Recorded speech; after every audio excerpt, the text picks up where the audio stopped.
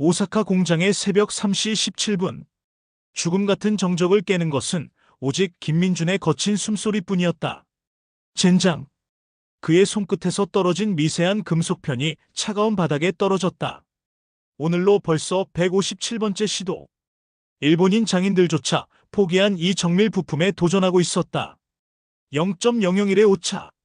그 찰나의 차이가 최첨단 기술과 이류 모방품을 가르는 절망적인 경계선이었다. 낮에는 일본인들의 감시 속에서 겉핥기식 교육만 받아야 했다. 핵심 기술은 철저히 감춰졌고 중요한 부분만 나오면 이건 기업 기밀이라며 한국인들을 제외시켰다. 그들의 친절한 미소 뒤에는 기술 유출에 대한 철저한 경계심이 숨어 있었다. 하지만 민주는 포기할 수 없었다. 조국 대한민국이 맨손으로 일궈낸 기적을 알고 있었기 때문이다. 폐허에서 철강을 만들고 조선소를 세우고 섬유를 짜내며 이만큼 온 역사를. 이제는 우리도 심장을 스스로 만들어야 했다. 벽에 걸린 낡은 시계 바늘이 무겁게 움직였다. 새벽 4시가 다가오고 있었다. 경비원의 순찰 시간이었다. 민주는 재빨리 작업대를 정리하기 시작했다. 그때였다. 이봐, 한국인. 등 뒤에서 들려온 차가운 목소리에 민준의 심장이 멎는 듯했다. 천천히 돌아본 그의 시야에 미야모토의 날카로운 눈빛이 들어왔다. 공장에서 가장 무서운 장인. 한국인 연수생들을 노골적으로 무시하던 그 남자가 지금 자신의 비밀을 목격하고 있었다. 매일 밤 여기서 뭘 하고 있는 거지? 미야모토의 표정은 차갑기만 했다. 민준의 목구멍이 바짝 말랐다. 이 순간이 자신의 운명을, 조국의 기술 자립 꿈을 결정지을 것이었다. 기업 기밀을 훔치려는 건가? 미야모토의 날선 질문에 민준은 고개를 들었다. 그의 눈에는 굴복하지 않는 의지가 타오르고 있었다. 훔치는 게 아닙니다. 배우려는 겁니다. 배운다고? 우리가 가르쳐주지 않는 걸 몰래 익히는 게 도둑질이 아니고 뭐야? 그렇다면 왜 가르쳐주지 않습니까? 민준이 맞받아쳤다. 한국 사람이라서 못 믿겠다는 겁니까? 미야모토의 얼굴이 굳어졌다. 건방진 놈. 너희가 기술을 배워가면 우리와 경쟁하게 될 텐데 왜 우리가 도와줘야 하지? 그래서 저는 스스로 배우고 있는 겁니다. 민준이 똑바로 서서 말했다.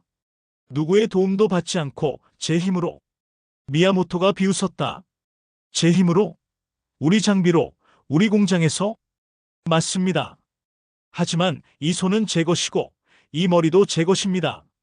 민준이 자신의 손을 내밀었다. 이 기름때 묻은 손으로 밤잠을 포기하며 익힌 기술입니다. 누구도 이걸 도둑질이라고 할 수는 없어요. 잠시 침묵이 흘렀다. 미야모토가 민준의 작업 결과물을 살펴봤다. 그의 표정이 조금씩 변하기 시작했다. 이게 네가 혼자 한 거야? 예. 일본인 장인들도 포기한 부품을 우리나라 사람이라고 못할 이유는 없잖습니까? 미야모토는 더 이상 말하지 않았다. 하지만 그의 눈빛에서 뭔가 다른 감정이 스쳐 지나갔다. 그것이 인정인지 경계심인지는 알 수 없었다. 내일부터 더 조심해라. 사토 과장이 의심하고 있어. 그 말을 남기고 미야모토는 돌아서 나갔다. 민주는 홀로 남겨진 공장에서 주먹을 꽉 쥐었다. 아직 끝나지 않았다. 오히려 이제 시작이었다. 그 다음 날부터 민준의 야간 작업은 더욱 치밀해졌다. 사토 과장의 감시를 피해 더 늦은 시간에 더 조용히 움직였다. 하지만 기술 습득 속도는 오히려 빨라졌다. 실패를 두려워하지 않았다. 157번의 실패가 158번째 성공을 낳았다. 미세한 진동을 잡기 위해 손가락의 압력을 0.1g씩 조절하며 수백 번 시도했다. 일본인들이 불가능하다고 단정 지은 조합들을 하나씩 성공시켜 나갔다. 한국 놈들은 원래 손재주가 없어. 낮에 들었던 일본인 기술자의 말이 머릿속을 맴돌았다. 민주는 그 말을 증명해 보이고 싶었다. 한국인의 손이 결코 일본인보다 둔하지 않다는 것을. 새벽 2시. 민주는 새로운 도전에 직면했다. 공장에서 가장 복잡한 정밀 기계의 구조를 분석하고 있었다. 도면도 없이 오직 관찰과 추리만으로 내부 구조를 파악해야 했다. 6시간 만에 그는 해냈다. 기계를 완전히 분해하고 다시 조립하는 데 성공한 것이다. 심지어 원래보다 효율이 3% 향상되었다. 이렇게 하면 더 정확해질 텐데. 민주는 혼잣말을 하며 미세한 개선점을 찾아냈다. 일본인들이 30년간 사용해온 방식보다 더 나은 방법을 찾아낸 것이다. 하지만 이 성과를 아무에게도 말할 수 없었다. 낮에는 여전히 어리숙한 연수생 역할을 해야 했다. 일본인 기술자들이 한국인들은 이해력이 떨어진다며 비웃을 때도 참아야 했다. 그런 민준을 지켜보는 또 다른 시선이 있었다. 미야모토였다. 그는 민준의 실력이 나날이 향상되는 것을 목격하고 있었다. 그리고 점점 더 복잡한 감정에 사로잡히고 있었다. 바로 그때 예상치 못한 시험이 다가왔다. 내일 특별 테스트가 있을 예정입니다. 사토 과장이 갑작스럽게 발표했다. 한국 연수생들의 실력을 평가하기 위한 종합 테스트죠. 결과에 따라 연수 기간이 단축될 수도 있습니다. 다른 한국인 연수생들의 얼굴이 하얗게 변했다. 아직 충분히 배우지 못했다고 생각했기 때문이다. 하지만 민준은 달랐다. 이것은 기회였다. 테스트 당일. 문제는 공장에서 가장 까다로운 정밀 부품 조립이었다. 일본인 기술자들도 며칠씩 걸리는 고난도 작업이었다. 다른 연수생들이 헤매는 동안 민준은 침착하게 작업을 시작했다. 그의 손놀림은 자신감으로 가득했다. 밤마다 연습했던 기술들이 몸에 완전히 배어 있었다. 1시간, 2시간. 민준의 작업 속도는 놀라웠다. 심지어 일본인 기술자들이 하나둘 그의 주변으로 모여들기 시작했다. 저 한국인, 뭔가 다른데? 손놀림이 베테랑 같아. 미야모토도 멀리서 지켜보고 있었다. 그의 표정은 복잡했다. 놀라움과 경계심이 뒤섞여 있었다. 3시간 후 민준이 작업을 완료했다. 모든 사람이 숨을 죽이고 검사 결과를 기다렸다. 완벽합니다. 검사관의 발표에 공장 안이 술렁였다. 심지어 민준의 결과물은 기준치를 넘어선 수준이었다. 어떻게 이런 실력이? 사토 과장이 의심스러운 눈빛으로 민준을 바라봤다. 너무 갑작스러운 실력 향상이었다. 밤마다 연습했습니다. 민준이 당당하게 대답했다. 한국인이라고 못할 이유는 없으니까요. 그 순간 공장 안의 분위기가 변했다. 더 이상 민준을 업신여기는 시선은 없었다. 대신 경계심과 질투가 그 자리를 차지했다. 하지만 진짜 문제는 이제 시작이었다. 민준의 놀라운 성과는 공장을 넘어 본사까지 알려졌다. 한국인 연수생이 일본인 베테랑 기술자들을 능가하는 결과를 냈다는 것은 충격적인 소식이었다. 이건 문제가 심각해. 본사에서 내려온 임원들이 긴급회의를 열었다. 한국의 급속한 기술 발전을 우려하는 목소리가 높아졌다. 저런 인재가 한국으로 돌아가면 우리에게 위협이 될 수 있어. 연수 프로그램 자체를 재검토해야 하는 것 아닌가? 사토 과장은 민준을 별도로 불렀다. 김민준 씨, 정말 혼자서 그런 실력을 기른 겁니까? 예. 믿기 어렵군요. 혹시 누군가의 도움을 받은 건 아닙니까? 민준은 단호하게 고개를 저었다. 아무도 저를 도와주지 않았습니다. 모든 것을 스스로 해냈어요. 사토의 눈빛이 차가워졌다. 그렇다면 더욱 문제군요. 당신은 너무 위험한 존재입니다. 그날 밤, 민준은 평소처럼 공장으로 향했다. 하지만 뭔가 다른 분위기였다. 경비가 평소보다 삼엄했고 곳곳에 감시 카메라가 추가로 설치되어 있었다. 이제 진짜 조심해야겠군. 민준은 더욱 신중하게 움직였다. 하지만 기술 습득을 포기할 생각은 없었다. 오히려 이런 압박이 그의 의지를 더욱 강하게 만들었다. 새벽 3시. 민준은 공장의 가장 깊숙한 곳에서 최고 난이도의 작업에 도전하고 있었다. 일본이 가장 자랑하는 초정밀 기술의 핵심이었다.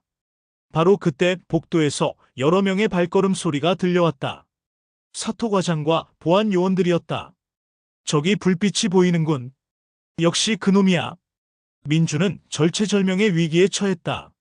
하지만 그는 포기하지 않았다. 마지막까지 기술을 완성하려고 했다.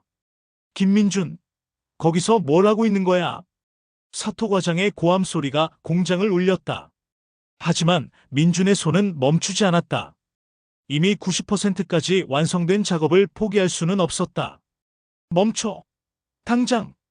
보안 요원들이 달려왔지만 민주는 마지막 부품을 제자리에 맞추는데 집중했다.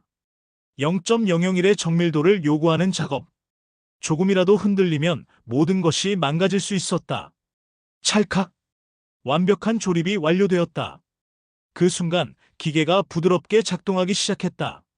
일본이 자랑하는 최첨단 기술을 한국인이 혼자 힘으로 완성해낸 것이다. 이건 불가능해. 사토 과장이 충격받은 표정으로 중얼거렸다.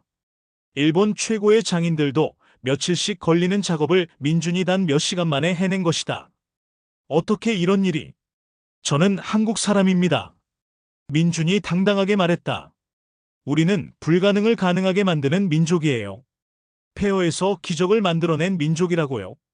공장 안이 조용해졌다. 모든 사람들이 민준을 바라보고 있었다. 그 시선 속에는 더 이상 무시나 경멸이 없었다. 인정하기 싫지만 인정할 수밖에 없는 경외감이 있었다. 당신을 즉시 추방하겠습니다. 사토가 차갑게 말했다. 더 이상 우리 기술을 배워갈 수는 없어요. 상관없습니다. 민준이 웃으며 대답했다. 이미 충분히 배웠거든요. 이제는 우리가 더 나은 기술을 만들어낼 차례입니다.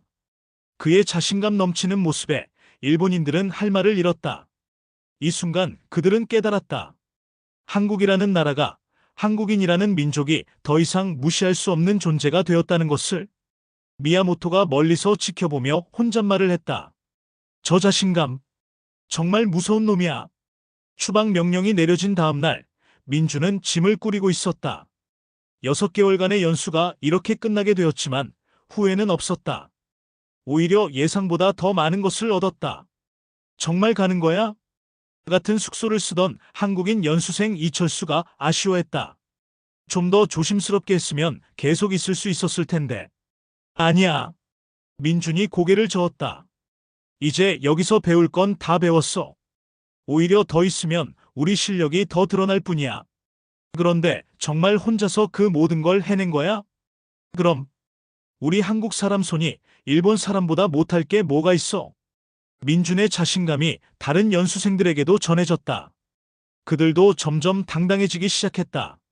공항으로 가는 길, 민준은 창밖에 오사카 시내를 바라봤다. 6개월 전과는 완전히 다른 마음이었다. 그때는 배우러 온 학생이었지만 지금은 경쟁자로 돌아가는 것이었다. 김민준. 갑자기 누군가 그의 이름을 불렀다. 돌아보니 미야모토였다. 왜 여기까지? 마지막으로 하고 싶은 말이 있어서. 미야모토의 표정이 진지했다. 자네가 정말 대단한 놈이라는 걸 인정한다. 하지만 그것만으로는 부족해. 진짜 승부는 이제부터야. 알고 있습니다. 한국으로 돌아가서 정말 우리를 뛰어넘을 수 있겠나? 민준이 미소를 지었다. 지켜보세요. 10년 후에는 한국 기술이 세계 최고가 될 테니까. 큰 소리 치는군. 큰 소리가 아니라 확신입니다. 두 남자가 마지막으로 악수를 나눴다. 이제는 스승과 제자가 아닌 라이벌로서의 만남이었다. 비행기가 이륙했다. 민주는 창밖으로 멀어져가는 일본 땅을 바라보며 다짐했다. 이제 진짜 시작이다. 한국의 기술 독립을 위한 진짜 싸움이. 인천공항에 도착한 민준을 맞이한 것은 차가운 현실이었다. 한국의 기술 수준은 여전히 일본에 한참 뒤떨어져 있었다. 하지만 민준에게는 확신이 있었다. 이제 시작이야. 민준은 작은 기술 연구소를 차렸다. 자본도 부족하고 장비도 낡았지만 그의 손과 머리만큼은 세계 최고 수준이었다. 첫 번째 프로젝트는 일본에서 배운 정밀 기술을 한국 실정에 맞게 개선하는 것이었다. 일본인들이 불가능하다고 했던 것들을 하나씩 가능하게 만들어갔다. 6개월 후 민준의 기술로 만든 부품이 일본 제품보다 성능이 뛰어나다는 평가를 받았다. 일본 언론들이 한국 기술의 급성장을 우려하는 기사를 쏟아내기 시작했다. 1년 후 민준의 연구소는 한국 최고의 정밀 기술 기업으로 성장했다. 그가 개발한 기술들은 전 세계로 수출되기 시작했다. 5년 후 일본의 여러 기업들이 민준의 기술을 도입하고 싶어 했다. 한때 그를 추방했던 오사카 공장도 기술 제휴를 요청해왔다. 김 대표님, 일본에서 기술 자문 요청이 왔습니다. 직원이 보고했을 때 민준은 빙그레 웃었다. 정중히 거절해. 우리는 이제 가르쳐줄 입장이 아니야. 그들이 우리를 따라잡을 때까지 기다릴 거야. 10년 후, 한국은 정밀 기술 분야에서 세계 1위를 달성했다. 민준이 시작한 작은 연구소는 글로벌 기업으로 성장했고, 그의 기술은 전 세계 산업 발전의 핵심이 되었다. 어느 날, 민준에게 일본에서 편지 한 통이 왔다. 미야모토로부터였다. 김군, 자네 말이 맞았네. 한국이 정말 세계 최고가 되었군. 이 늙은이는 자네를 제대로 못 알아봤던 게 부끄럽기만 하네. 하지만 한 가지는 확실해. 자네는 혼자 힘으로 모든 걸 해냈어. 그것이야말로 진짜 대단한 일이야. 민주는 편지를 내려놓고 창밖을 바라봤다. 한강이 흐르는 서울의 야경이 찬란하게 빛나고 있었다. 그는 알고 있었다. 이 모든 것이 그 새벽 공장에서의 160번의 도전으로부터 시작되었다는 것을. 한국의 기술 신화는 이렇게 시작되었다.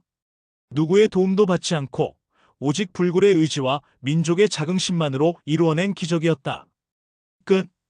우리는 우리 손으로 우리의 길을 만든다.